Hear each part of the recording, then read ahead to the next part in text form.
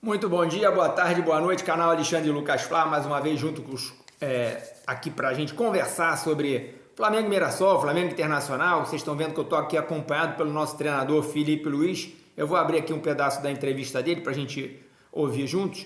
Ele que fez ali um pedido de desculpa por ter generalizado a questão da rede social, sem problema nenhum. Para mim não tem problema nenhum, tá tudo normal, toque em frente, mas o que eu quero botar para a gente ouvir é a fala que ele fala sobre a Raíza Simplício, perguntou sobre o Saul, e ele fez uma fala ali que me preocupou um pouco. Vamos ver se a gente escuta aqui. Um jogador que é polivalente, ele joga em todas as partes do meio campo, já jogou de lateral, já jogou de zagueiro, já jogou até de atacante, mas hoje pelas necessidades que a equipe apresenta, pela composição do elenco, eu vejo ele como para essa posição que estava o Gerson, agora está jogando o Plata e o Luiz Araújo e o Matheus Gonçalves. Eu vejo ele para essa posição, já falei com ele antes de ele vir para cá, que era a posição que ele jogava no Atlético de Madrid nos anos onde ele melhor rendeu. É verdade que nos últimos anos ele vinha jogando de volante, mas eu acredito que ele tem muito para oferecer nessa posição. Ele chega bem na área, ele é um jogador determinante na frente, faz a diferença, mas com certeza hoje era uma das opções minhas pro banco na parte na substituição de um dos dois volantes se precisasse, né? Então é isso, eu queria botar esse pedaço para o Felipe Luiz fala com relação ao Saul. Vou agradecer aqui a presença do Felipe, obrigado. E a questão do Saul ser aproveitado na ponta direita praticamente, né? Ali disputando com o Luiz Araújo, o Plata, e ele bota até o Matheus Gonçalves no bolo. O Matheus Gonçalves, o Felipe Luiz, sinceramente, não está nos teus planos, né? Vamos ser sinceros, não está sendo cogitado aí como uma possibilidade de entrar em campo. Mas eu acho que por composição de elenco, o jogador Saul seria muito mais interessante ser aproveitado no meio campo como primeiro ou segundo volante, pela carência que nós temos, pela necessidade pontual que nós temos dessa posição. Vamos falar muito disso ao longo dos outros vídeos também. Galera, quem está chegando pela primeira vez, muito obrigado, muito bem-vindo. Senta o dedo no like, quem não é inscrito se inscreva no canal, o canal é interação o tempo todo. Quem participa sabe disso, botou um comentário, eu estou praticamente de maneira imediata respondendo, conversando com vocês nos comentários. Então, sugestões, perguntas, opiniões nos comentários, deixando o like e compartilhando o vídeo. Falando então dessa vitória do Flamengo sobre o Mirassol, o Flamengo abriu o marcador no primeiro tempo, né? Um pouquinho antes dos 30 minutos, o gol do Léo Pereira, de cruzamento para um passe, né, do Samuel Lino, o Flamengo fez 1-0, e aí no segundo tempo o Flamengo abre 2-0, a gente acha que a coisa vai ficar mais tranquila. Na metade do segundo tempo o Flamengo achou o segundo gol ali, e a gente parecia que partia para uma vitória mais tranquila, mas aí houve aquele problema de sempre, a queda de rendimento físico do time. O Flamengo tomou 6 minutos depois, aos 28, um gol do Gabriel Jamal, a gente já comentado sobre esse jogador, uma rebatida para frente ali, infeliz, do Léo Ortiz, e o Jamal arrumou, acabou diminuindo, e a gente passou um sufoco no final. Vamos falar um pouquinho mais do jogo no final do vídeo. O que me preocupa são as alterações, que eu não gostei. A entrada do Bruno Henrique, para mim, injustificável. A não estreia do Carrascal, idem. Acho que o jogador deveria ter feito ali a sua estreia para poder se preparar, porque teremos um jogo de quarta-feira sem o Arrascaeta. Então, questões aí a serem pensadas e repensadas. Agora, eu quero trazer para vocês uma questão aqui que eu acho que é importante, que é com relação ao aproveitamento do Pedro, né? O Pedro dentro do time do Flamengo, a gente falava muito, Felipe Luiz não vai aproveitar o Pedro não vai ser aproveitado, enfim. A foto já perdeu até a cor, né? Essa questão Felipe Luiz versus Pedro, versus no bom sentido, né? Aproveitamento do Pedro.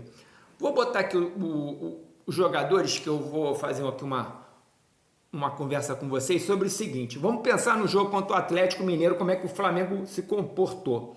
Os volantes naquele jogo eram Everton Araújo e Jorginho, né? O Jorginho é um jogador com muito mais dinamismo que o Alan. O Alan está mais para Everton Araújo do que para Jorginho em termos de construção, capacidade de construir. Então o Everton Araújo junto com o Jorginho teve mais, vamos dizer que mais função. No lugar do 10, a gente não tinha o Arrascaeta, a gente tinha o Wallace, que tecnicamente pode ser e é inferior ao Arrascaeta, sem dúvida nenhuma, mas em termos de mobilidade, muito mais móvel que o Arrascaeta. Plata estava na direita e o Cebolinha jogou muito na esquerda. Tínhamos 2 pontas bem. O Pedro eventualmente vinha buscar a bola, mas ele estava muito mais à vontade de encostar e fazer a função de pivô e de centroavante, que é a função principal. Então esse era o desenho de ataque e meio campo do Flamengo no jogo contra o Atlético Mineiro no primeiro tempo, que o Flamengo se viu muito bem, na minha opinião. Quanto ao Mirassol, a gente tinha como volantes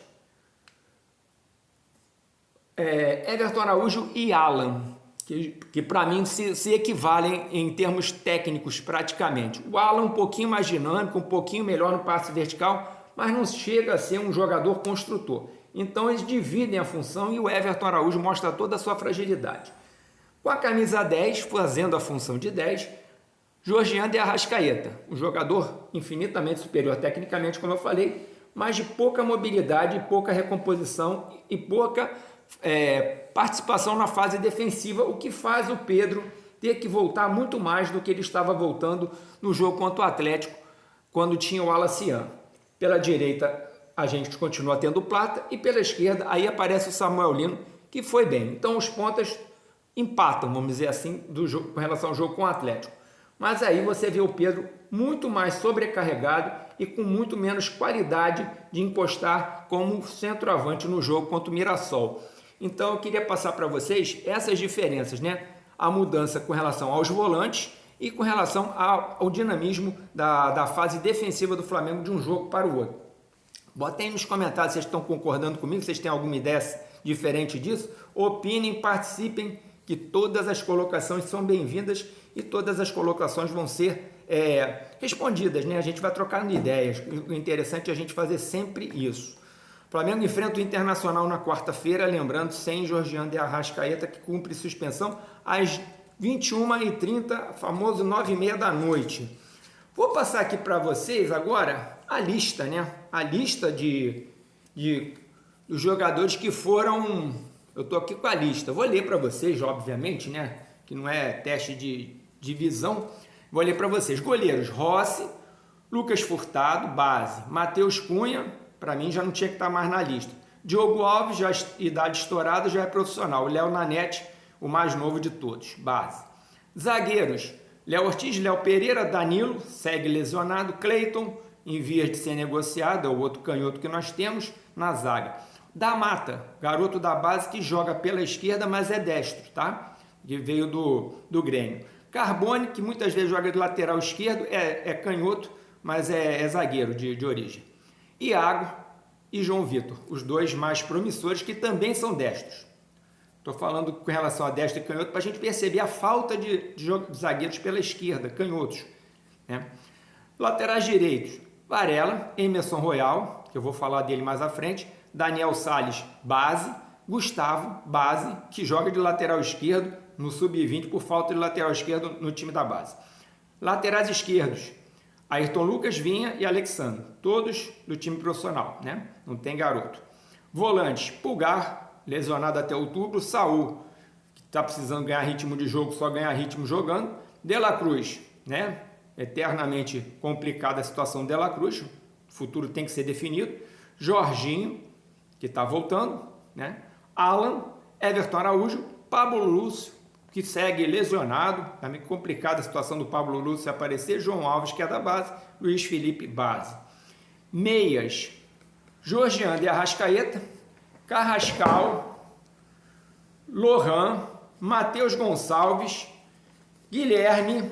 O Guilherme, que é um garoto que eu gosto dele, mas perdeu um pênalti de maneira bizonha na eliminação contra o Cruzeiro. Muita gente falou do Lohan, que realmente foi displicente, mas o Guilherme também bateu hiper mal o pênalti. Lucas Vieira, base. Joshua, base, que todo mundo conhece. Jefinho, Jefferson, né? Que lembra um pouco, hein? O Vinícius Júnior, fisicamente. Atacante: Luiz Araújo, Pedro, Everton, Cebolinha, Samuel Lino, Juninho, Bruno Henrique, Michael, que deve sair, acredito que o Michael vai sair, Plata, Felipe Tereza, perdeu espaço no sub-20, Chola, Wallace Ian, Camargo, que é um dos poucos centroavantes que a gente tem na base, e o Douglas Telles. O Douglas Telles é esse menino aqui, ó, tá? Ele é um canhoto que joga com a camisa 7, acabou de completar 18 anos, estava no sub-17 até ontem.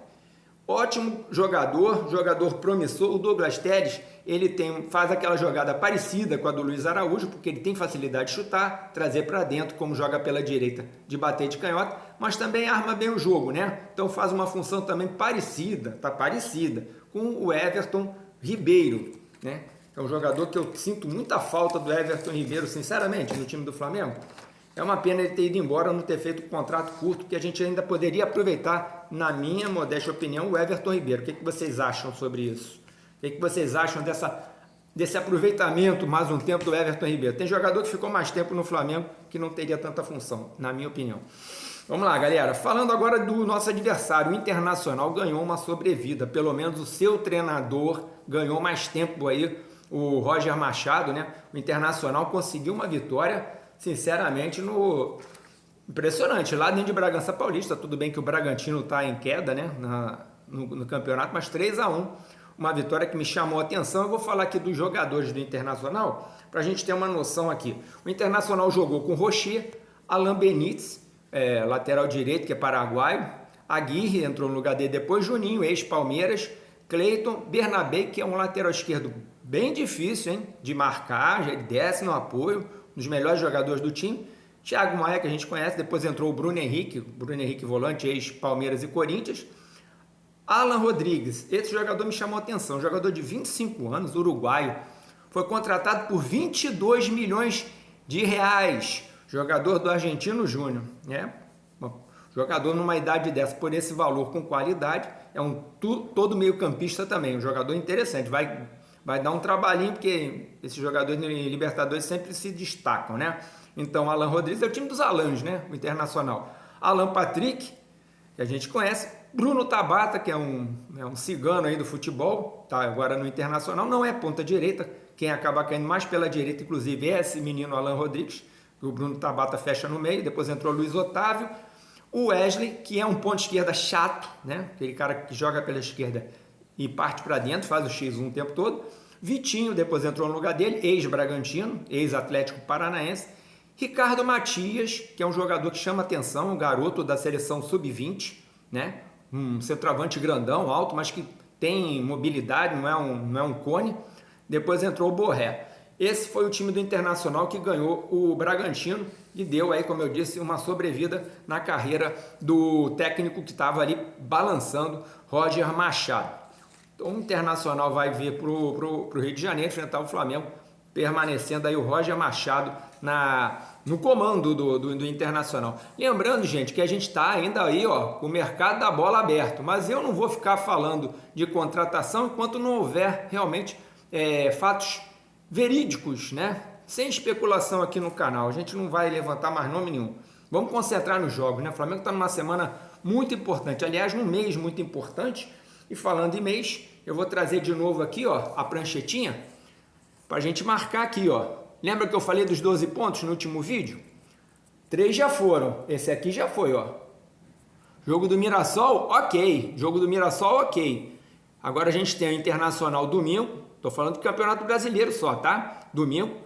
No outro domingo, o Vitória. E no sábado, último sábado do mês, a gente tem o Grêmio. Tá aí, ó. Mirassol já foi. Depois Internacional fora, 18h30. Vitória em casa, 21 horas no domingo. E no último sábado do mês, às 16 horas, o Grêmio em casa.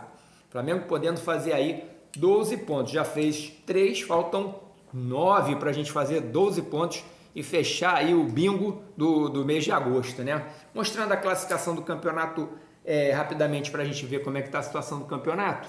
Os 5 primeiros colocados aqui, ó. Flamengo lidera com 40, o Cruzeiro enganadoramente está em segundo com 37. Por que eu digo enganadoramente? Porque para mim quem está em segundo é o Palmeiras, tá? Em ponto perdido, o Palmeiras tem 15 pontos perdidos, enquanto o Cruzeiro tem 20. Tem 2 jogos a menos o Palmeiras. Palmeiras que ganhou na Bacia das Almas mais uma vez lá do Ceará de virada. Assim como o Cruzeiro perdeu de virada em casa para o Santos. Depois aparece o Bahia, que fez um jogo de 3-3 com o Fluminense, dentro da Fonte Nova, e o Botafogo passou, né, o time do Mirassol. O Mirassol perdeu e o Botafogo agora ocupa a 5ª colocação. Então essa é a colocação. O Flamengo segue aí com um bom saldo de gols, né? O Flamengo segue aí com um bom saldo de gols, mas a liderança agora isolada, não só em pontos ganhos, como pontos perdidos. O Flamengo tem um jogo para fechar o primeiro turno, que é um jogo atrasado com o Sport, que ganhou o Grêmio, né? Ganhou o Grêmio do Mano Menezes. Sinceramente, Sport e Grêmio foi um jogo que eu não sabia para quem eu torcia para perder, porque eu não gosto muito do Sport, mas também não morro de amores pelo Mano Menezes. Então, ficou para qualquer resultado seria bom na questão desse jogo. Vamos botar aqui agora uma fala, rapidamente aqui, estava falando sobre entrevista. O jogador Emerson Royal foi perguntado ali na saída do estádio sobre a vinda dele para o Flamengo substituir o Wesley, né? Vamos ver o que o Emerson Royal falou? Vamos ver se eu consigo botar aqui para a gente reproduzir. O Flamengo contratou você para substituir o Wesley, né, que deixou o clube para ir para Roma. Gostaria de perguntar se você, analisando, né, se você acha que tem características parecidas com o Wesley. Não, cada jogador tem sua forma de jogar. Eu sou um jogador que tenho força física, sou um jogador que consigo marcar bem também, e quando precisa de atacar eu vou bem no ataque. Acredito que ele é ele, eu sou eu, e eu tenho mais características, ele tem a dele. Eu venho para fazer o meu trabalho, independente se ele saiu, eu vim. Acredito que eu não venho para substituir ninguém, eu venho para ser eu venho para ser o Emerson Royal, como eu sempre fui e fiz na minha carreira. Então eu estou aqui para dar o meu melhor pelo Flamengo. O Flamengo Então é isso, tá aí o Emerson Royal sendo o Emerson Royal. Achei legal ele falar isso e eu gostei do jogador, né? Já foi cornetado por parte da torcida, né? É pior que o Rodinei, é horroroso, caneleiro, bagre, já ouvi tudo isso. O jogador não fluiu na Inglaterra, não foi um jogador muito bem quisto lá no velho continente, no Tottenham, quando ele jogou por lá. Ficou meio escanteado no Milan, mas volta para tentar ganhar espaço aqui no Brasil. E eu acho que no Brasil ele é acima da média. Não estou dizendo que ele é craque não, mas é acima da média. Fez um jogo bem participativo, apanhou mais do que bife de pensão, apanhou bastante, né? O árbitro deixou correr contra o Mirassol um pouco. O Flamengo, inclusive, vou falar uma coisa aqui, vamos ver se vocês concordam. Eu quero que vocês interajam sempre, tá, galera? Deixando o like, compartilhando o vídeo. O Flamengo, com 10 minutos de jogo, o Léo Ortiz chutou uma bola quando o juiz estava apitando, quase que de maneira simultânea, e o Léo Ortiz ganhou ali o cartão amarelo. E o time do Flamengo não reclama, né? O cartão amarelo dado nunca é retirado.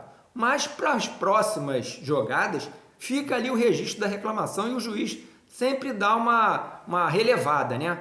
Agora, quando você fica mudo em campo, você deixa o juiz fazer o que ele quer e o outro time cresce em cima do juiz. Então, eu me ressinto do Flamengo falante, né? O treinador falante na beira do campo e o time principalmente falando dentro de campo, não só o capitão, mas mais jogadores ali em cima do ar. Porque o pessoal apita o jogo junto com o juiz, gente. Todo mundo faz isso. Fluminense, Bahia 3-3, só quem não apitou o jogo foi o juiz. Todo mundo apitou aquele jogo. Então o Flamengo às vezes perde também chance e acaba se complicando em jogos por ser um time de mudos, como eu falo, é um time de mudos. O Flamengo precisa falar. E, inclusive, para a gente fechar o vídeo, eu queria que vocês falassem, né, sobre um jogador que eu botei na capa aí do vídeo, que é um jogador que eu gosto muito dele, ó. É esse cara aqui, ó, o nosso goleiro Rossi, né, que anda meio titubeante, meio claudicante na saída do gol. Eu estou meio preocupado, né? O último lance do jogo contra o Mirassol, ele saiu ali catando borboleta mais uma vez e por pouco o jogador do Mirassol não acerta a cabeçada e a gente sai com um amargo empate do Maracanã. A gente lembra que o gol do Pedro Raul, ele falhou, né? O Rossi falhou naquele gol. Tudo bem que houve ali um erro também por parte da zaga, mas eu boto ali 90% na conta do Rossi. O goleiro dá aquela falseada, ele vende a defesa. Então o que está se passando com o Rossi? O que vocês acham? Vocês acham que o Rossi merece uma sombra? Vocês acham que precisa o Flamengo correr atrás logo de um goleiro para ser o novo titular, empurrar o Rossi ali para uma reserva? É uma opinião, tá? Não estou dizendo que é a minha, não. Ou vocês acham que tá bom do jeito que tá, bota os garotos para jogar ali de segundo goleiro, ficar na reserva, com o Matheus Cunha sair? Bota aí nos comentários. O Flamengo está se movimentando para tentar um goleiro para a reserva do Rossi, mas sem pressa, né? Parece que o Brazão é o nome para a próxima temporada, já que ele estourou os 7 jogos pelo Santos. Então, galera, é isso. O vídeo de hoje é isso. Eu agradeço a presença de todos vocês. Peço que deixem um like, compartilhem o vídeo. Chamem mais amigos aqui para o canal Alexandre e Lucas Flá. Vamos esperar. O Flamengo vai enfrentar aí, 3 vezes o Internacional. Quarta-feira agora é Brasileirão. No domingo quarta-feira agora é Copa Libertadores da América. No domingo, Brasileirão. E depois, na outra quarta-feira, lá no Beira-Rio, o jogo da volta, o Flamengo precisa fazer resultado nesse jogo de quarta-feira aqui no Maracanã, para no jogo da volta contra o Internacional, conseguir a classificação, passar para essas quartas de final. E aí, nas quartas de final, a gente deve encontrar Estudiantes, né? Ou então o Cerro Porteño, que fazem a outra perna da passagem para as quartas de final. Então, encontro marcado, quarta-feira, Maracanã, 21h30, Flamengo Internacional, primeiro jogo da Copa Libertadores da América, oitavas de final. Boa sorte para o Mengão, uma boa tarde, boa noite, bom dia para todos vocês. Até a próxima. Canal Alexandre e Lucas Flá. Fui!